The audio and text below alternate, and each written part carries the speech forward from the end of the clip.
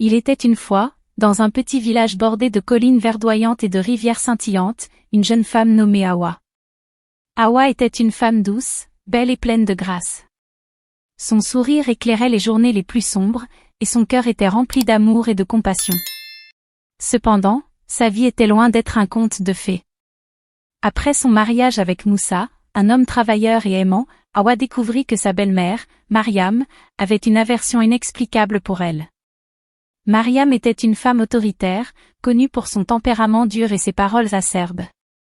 Elle voyait Hawa comme une menace à son autorité sur son fils unique, et elle négligeait aucune occasion de la rabaisser.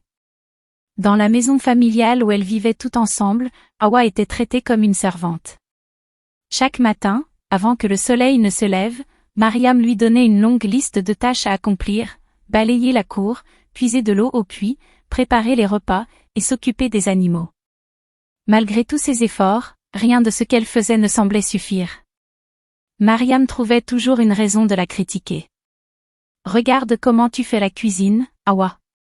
On dirait que tu n'as jamais appris. »« Mon fils méritait mieux que toi, » disait Mariam en claquant la langue.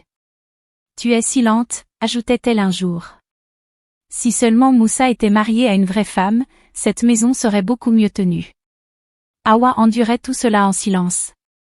Elle savait que répondre ou se plaindre ne ferait qu'empirer les choses. Au lieu de cela, elle trouvait refuge dans la prière. Chaque soir, après avoir terminé ses corvées, elle se retirait dans sa petite chambre et se tournait vers Dieu. Elle demandait la force de supporter les humiliations et priait pour que le cœur de Mariam change. Malgré les défis, Hawa gardait son sourire et continuait à traiter tout le monde avec respect, y compris Mariam. Cette attitude étonnait souvent les voisines qui avaient remarqué la situation.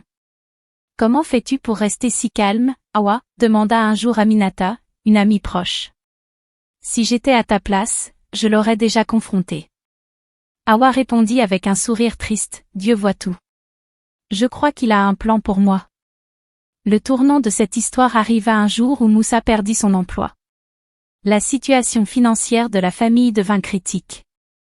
Mariam, qui était habituée à une vie confortable, commença à paniquer. Elle blâmait tout le monde, y compris Hawa, pour leur malchance. Cependant, Hawa, malgré les insultes et les accusations, décida de prendre les choses en main. Elle se souvenait des compétences en couture que sa défunte mère lui avait transmises. Avec les économies qu'elle avait discrètement mises de côté, elle acheta du tissu et commença à fabriquer des habits qu'elle vendait au marché local. Ses créations, belles et uniques, attirèrent rapidement l'attention.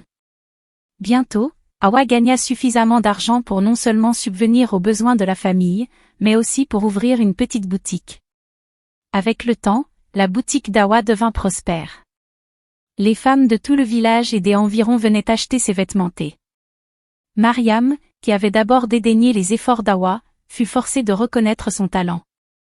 Un jour, alors qu'elle était assise dans la boutique, elle entendit une cliente dire « Cette femme, Hawa, est une bénédiction.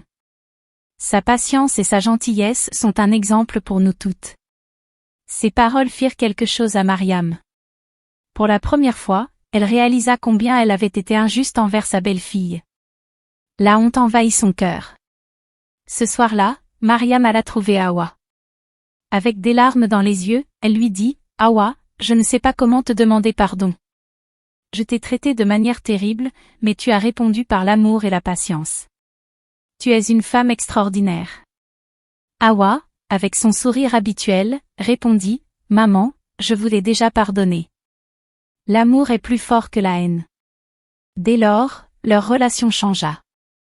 Mariam devint l'une des plus grandes admiratrices d'Hawa, la soutenant dans toutes ses entreprises. Hawa, grâce à son travail acharné et sa foi inébranlable, avait non seulement transformé sa propre vie, mais aussi celle de sa belle-mère. Et voilà, c'est la fin de cette histoire. Alors, qu'en pensez-vous? Si cette histoire vous a captivé, laissez un like pour montrer votre soutien, et partagez vos réflexions en commentaire. N'oubliez pas de vous abonner pour découvrir d'autres récits fascinants. À très bientôt pour une nouvelle histoire.